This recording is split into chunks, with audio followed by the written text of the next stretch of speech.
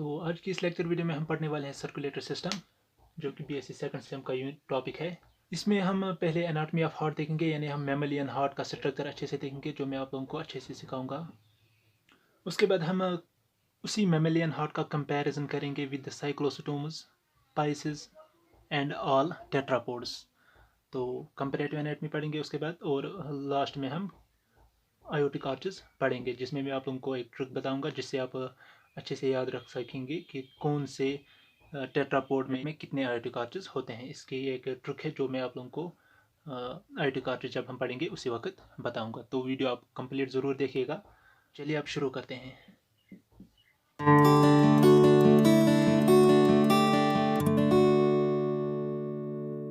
तो anatomy of heart पढ़ने से पहले आप लोगों को हार्ट स्ट्रक्चर बनाना आना चाहिए। अगर आप लोगों को हार्ट का स्ट्रक्चर बनाना आता है तो आप अपनी तरफ से स्ट्रक्चर बना सकते हैं। अगर किसी को नहीं आता तो वो मेरे साथ रिपीट कर सकता है अपनी रफ कॉपी पे। कुछ इस तरह से एक शॉर्ट ट्रिक है।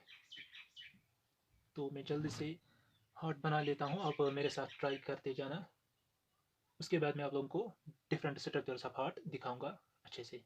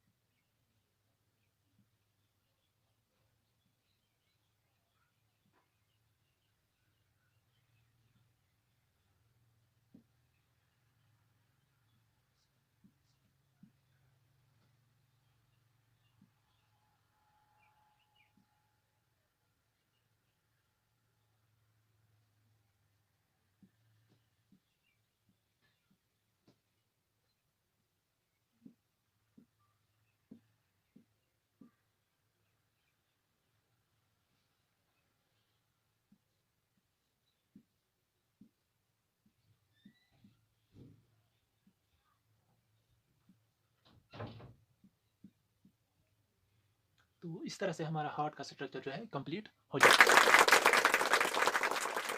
आप लोगों को भी इसी तरह से हार्ट बनाना है और ट्राई करना है, अगर आप लोगों को हार्ट बनाना नहीं आता है। तो अब आप लोगों को मैं डिफरेंट ऊपर वाले दो चैम्बर्स होते हैं, इन्हें हम आर्टरिया कहते हैं, और ये नीचे वाले दो चैम्बर्स को हम वेंट्रिकल्स कहते हैं। इस वाले साइड को राइट साइड ऑफ हार्ट कहते हैं, राइट हार्ट, और इस वाले साइड को हम लेफ्ट साइड ऑफ हार्ट या लेफ्ट हार्ट कहते हैं।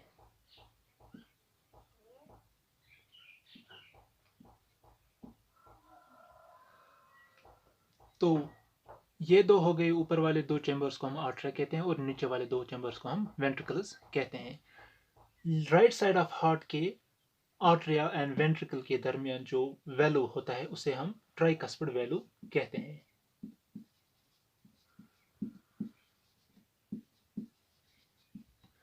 और left side of atria and ventricle के बीच जो वैल्यू होती है उसे हम बाइकस्पिड वैल्यू कहते हैं, या इसी को माइटल वैल्यू भी कहा जाता है, जो कि एंट्रेंस में पूछा जाता है। ये वाला क्वेश्चन एंट्रेंस में पूछा जाता है, तो आप लोग साथ साथ मेन पॉइंट्स भी नोट करते जाना। अब दो वेंट्रिकल्स के दरमियान ये दोनों वैल्यूज होते हैं, इन दोनों को हम सिमिलर वैल्यू कहते हैं।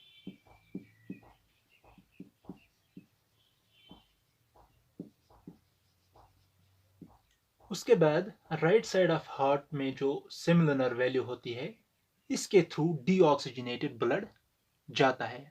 आप लोगों को याद रखना है, हमेशा राइट साइड ऑफ हार्ट में डीऑक्सीजनेटेड ब्लड चला जाता है, और यहाँ से जब डीऑक्सीजनेटेड ब्लड यहाँ इस चैम्बर से आकर इस चैम्बर में आता है फिर वो यहाँ से सेमिलुनर वैल्यू के थ्रू यहाँ पर पल्मोनरी आर्टरी में चला जाता है। और यहाँ पर जब पल्मोनरी आर्टरी पहुँचती है तो उसके दो ब्रांचेस निकल जाते हैं, एक लेफ्ट पल्मोनरी आर्टरी और दूसरा ये राइट पल्मोनरी आर्टरी। तो ये वाला हो गया हमारा लेफ्ट पल्मोनरी आर्टरी और ये वाला हो गया हमारा राइट पल्मोनरी आर्टरी। ये दोनों पल्मोनरी आर्टरीज जो हैं डीऑक्सीजनेटेड ब्लड कैरी करते हैं टू द लंग्स। ये वाला लेफ्ट लंग को डीऑक्सीजनेटेड ब्लड सप्लाई करता है और ये वाला पल्मोनरी आर्टरी राइट लंग को डीऑक्सीजनेटेड ब्लड सप्लाई करता है। और वहाँ से फिर वो डीऑक्सीजनेटेड ब्लड जब ऑक्सीजनेट हो जाता है, यानी वो ऑक्सीजनेटेड फॉर्म में आता है, तो वहाँ से फिर वो वेनस के थ्रू हार्ट तक आता है। तो उन वेनस को हम ये दो पल्मोनरी वेनस कहते हैं। पल्मोनरी वेनस वो वेनस होती हैं जो ऑक्सीजनेटेड ब्लड लाती है from lungs to the heart. तो टोटल 4 पल्मोनरी वेनस होती हैं। यहाँ पर लेफ्ट पल्मोनरी वेनस 2 और यहाँ पर राइट पल्मोनरी वेनस 2। ये राइट पल्मोनरी वेनस 2 भी यहाँ इस लेफ्ट वाले आर्टरी में ओपन हो जाती हैं। क्योंकि ये बैक साइड से आती हैं यहाँ पर, इसलिए यहाँ पर ये लगता है ये राइट साइड ऑफ हार्ट में ओपन हो जाती है, पर नहीं, ये यहाँ पर ओपन हो जाती है और ये दो यहाँ पर ओपन हो जाते हैं। तो ऑक्सीजनेटेड ब्लड फिर पल्मोनरी वेनस के थ्रू आकर लेफ्ट आर्टरिया में चला जाता है, फिर लेफ्ट वेंट्रिकल में बाइकस्पिड वैल्यू के थ्रू आ जाता है और फिर सेमिलुनर वैल्यू में चला जाता है और यहाँ से फिर डायरेक्टली आयोटा में चला जाता है। तो ये वाला जो यहाँ पर मैंने दिखाया था ये आयोटा होता है। तो आयोटा फिर ऑक्सीजनेटेड ब्लड हमारे सारे बॉडी पार्ट्स तक पहुंचा देता है। तो ऑक्सीजनेटेड ब्लड जब बॉडी पार्ट्स तक पहुंच जाता है फिर वो वहाँ से कलेक्ट, यानी फिर वो वहाँ से डिफरेंट बॉडी पार्ट से कलेक्ट होके डीऑक्सीजनेटेड ब्लड आता है। तो वो डीऑक्सीजनेटेड ब्लड हमारा इस वाली इन्फीरियर वेना केवा के थ्रू आ जाता है। तो इन्फीरियर वेना केवा के थ्रू हमारा डीऑक्सीजनेटेड ब्लड आ जाता है। फिर ये वाली इन्फीरियर वेना केवा यहाँ पर राइट साइड ऑफ आर्टरिया में ओपन हो जाती है, यानी इसके थ्रू जो deoxygenated blood from different part से आ जाता है वो यहाँ पर इस वाले राइट आर्टरिया में ड्रेन हो जाता है। और ये वाला जो यहाँ पर मैंने दिखाया था ये इसे सुपीरियर वेना केवा कहते हैं। ये भी डीऑक्सीजनेटेड ब्लड लाती है from upper side of body और उसे ड्रेन करती है into the right atria. Inferior vena cava deoxygenated blood लाती है from the lower sides of the body, lower parts of the body और ड्रेन करती है इनटू द राइट आर्टरिया। और superior vena cava deoxygenated blood लाती है from the upper parts of the body और drain करती है इनटू राइट आर्टरिया। और यहाँ पर एक और आर्टरिया होती है जिसे हम कोरोनरी सिनस कहते हैं।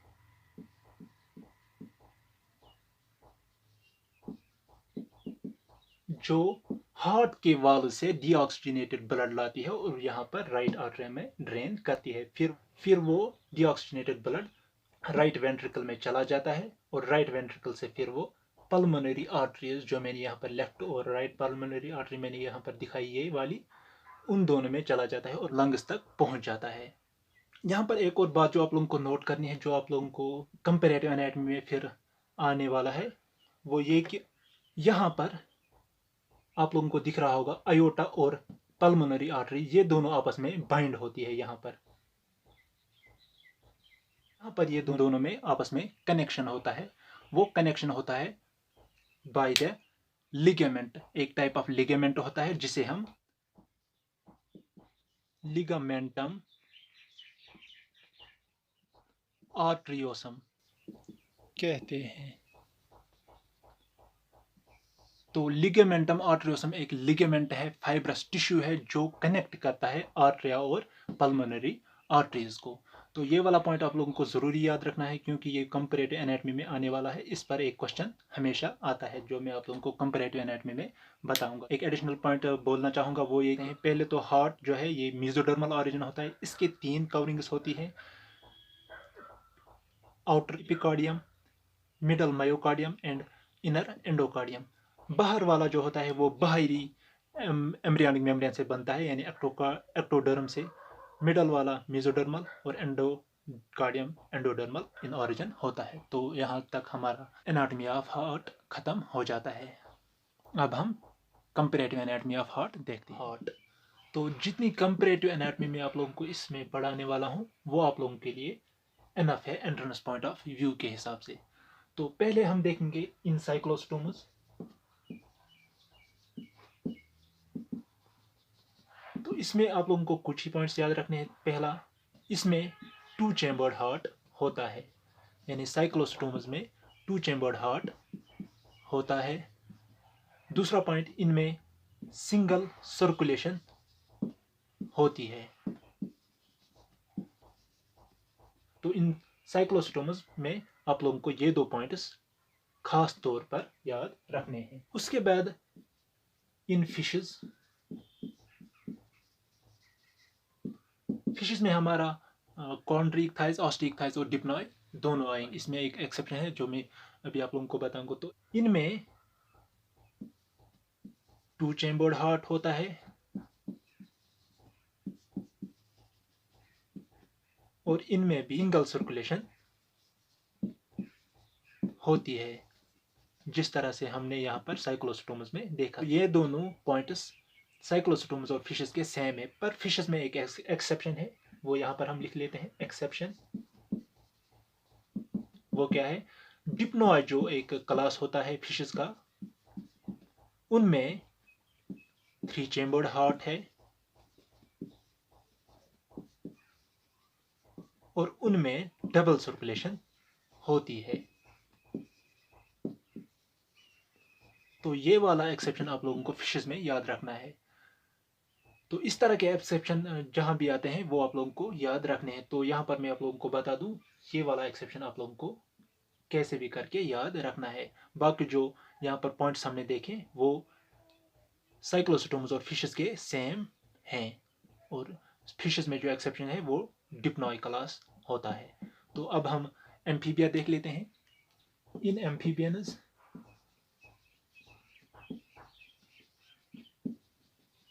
आप लोगों को कंपैरिजन इसी तरह से पढ़नी है। ज़्यादा पॉइंट्स आप लोगों को याद नहीं करने हैं। जो मेन पॉइंट्स हैं मैं आप लोगों को यहाँ पर बता रहा हूँ।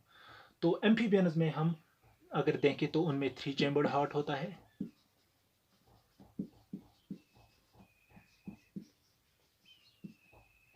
उनमें डबल सर्कुलेशन होती है। इन रेप्टाइल्स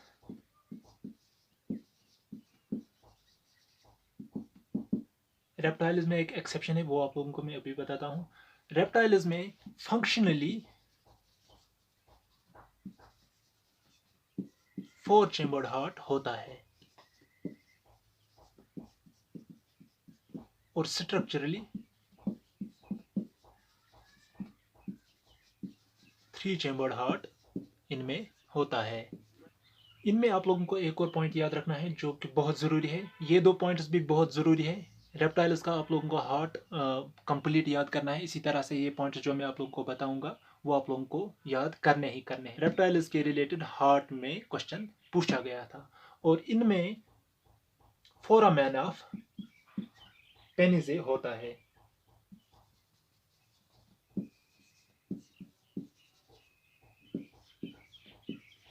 तो ये फोरामेन ऑफ पेनिजे होता क्या है? जब एनाटॉमी ऑफ हार्ट में मैंने आप लोगों को बताया था कि जो पल्मोनरी आर्टरी और अयोटा आपस में कनेक्टेड होते हैं एक टिश्यू से, एक लिगामेंट से, उसे लिगामेंटम आर्टरियोसम कहते हैं। पर जो रेप्टाइल्स में हार्ट होता है उनमें जो पल्मोनरी आर्टरी और अयोटा होता है वो आपस में कनेक्टेड होते हैं थ्रू द टिश्यू और थ्रू द लिगामेंट, उसे फोरामेन ऑफ पेनिजे कहते हैं। तो रेप्टाइल्स में लिगामेंटम आर्टरियोसम नहीं होता, उसकी जगह फोरामेन ऑफ पेनिजे होता है। ये एक मेन फीचर है क्लास रेप्टिलिया का। अगर आप अपनी बुक्स पर भी देखें तो वहां पर भी ये लिखा हुआ है। ये मेन पॉइंट है। ये क्वेश्चन भी कई बार पूछा गया है, आप खुद भी चेक कर सकते हैं। और इसमें एक एक्सेप्शन है, वो ये कि इन क्रोकोडाइल उसमें इनकम्प्लीट 4 चैम्बर्ड हार्ट होता है। तो क्रोकोडाइल, यहाँ पर ये वाला एग्जांपल भी एंट्रेंस में पूछा जाता है। तो क्रोकोडाइल में जो है इनकम्प्लीट 4 चैम्बर्ड हार्ट होता है, पर अगर हम देखें इनमें 3 चैम्बर्ड हार्ट होता है। तो 4 चैम्बर्ड हार्ट रेप्टाइल्स में किस में होता है, वो क्रोकोडाइल में पाया जाता है। ये वाला पॉइंट भी मेन पॉइंट है, तो आप लोग ये पॉइंट्स नोट कर लीजिएगा। तो अब हम एवज में देख लेते हैं। तो एवज में 4 चैम्बर्ड हार्ट होता है, डबल सर्कुलेशन होती है,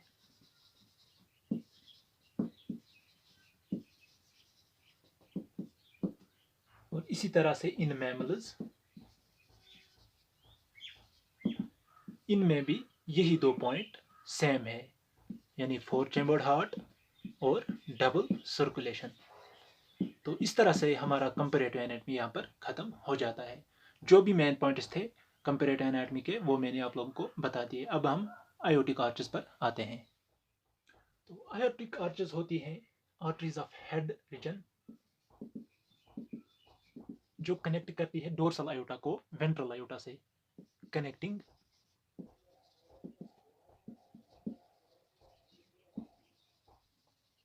dorsal aorta to ventral aorta. इसमें आप लोगों को जो मेन याद रखना है वो आप लोगों को मैं बता देता हूँ। पहले तो maximum 6 pair of aortic arches होती हैं। तो अब फिशेस में या टेट्रापोड्स में कितनी कितनी आयोटिक आर्चेस होती हैं, उसके रिलेटेड आप लोगों को ऑब्जेक्टिव पूछे जाते हैं। वो मैं आप लोगों को बताऊंगा, आप लोगों को किस तरह से याद रखना है। किस पेयर ऑफ आयोटिक आर्चेस होती हैं, इस के रिलेटेड भी ऑब्जेक्टिव पूछा जाता है, यानी कितनी होती हैं ये आप लोगों को याद रखना है। तो पाइसिस या टेट्रापोड्स में कितनी आयोटिक आर्चेस होती हैं वो आप लोग इस तरह से याद रख सकते हैं। पहले आप लोगों को कुछ इस तरह से लिखना है। पाइसिस, यहाँ पर आते हैं हमारे कॉन्ड्री-इक्थाइज और ऑस्टी-इक्थाइज। तो मैं शॉर्ट लिख लेता हूँ। और उसके बाद आप लोगों को लिखना है टेट्रापोड्स। टेट्रापोड्स में आते हैं हमारे एम्फीबिया, उसके बाद रेप्टाइल्स, उसके बाद एवज और उसके बाद मैमल्स। तो अब मैं आप लोगों को शॉर्ट ट्रिक बताता हूँ आप लोगों को किस तरह से याद रखना है। इन दोनों का हमने देखा था, कंपैरेटिव एनाटॉमी भी सेम था इनका हार्ट का। तो इन दोनों में same number of aortic arches होती हैं, यानी इन दोनों में 2 आयोटिक आर्चेस होती हैं। इन दोनों का 3 आयोटिक आर्चेस होता है। इसमें 4 आयोटिक आर्चेस होती हैं और इसमें 5 पेयर ऑफ आयोटिक आर्चेस होती हैं। तो इस तरह से आप अच्छे से याद रख सकते हैं, यानी कुछ इस तरह से आप लोग बना सकते हैं असेंडिंग ऑर्डर में 2, 3, 4 एंड 5। तो इसके रिलेटेड भी आप लोगों को क्वेश्चन पूछा जाता है। कभी कभार आता है कि कॉन्ट्रिक्टाइज में कितने आयोटिक आर्चेस होते हैं, तो आप वहाँ पर पहले जल्द से रफ कॉपी पे ये ड्रा कर सकते हैं और इस हिसाब से आप ऑब्जेक्टिव करेक्ट कर सकते हैं। तो ये हो गया नंबर ऑफ आयोटिक आर्चेस किस में कितने हैं। आई होप आप लोगों को वीडियो अच्छा लगा होगा। अगर आप लोगों को कोई क्वेरी या कमेंट हो तो प्लीज़ कमेंट बॉक्स में मुझसे पूछ सकते हैं।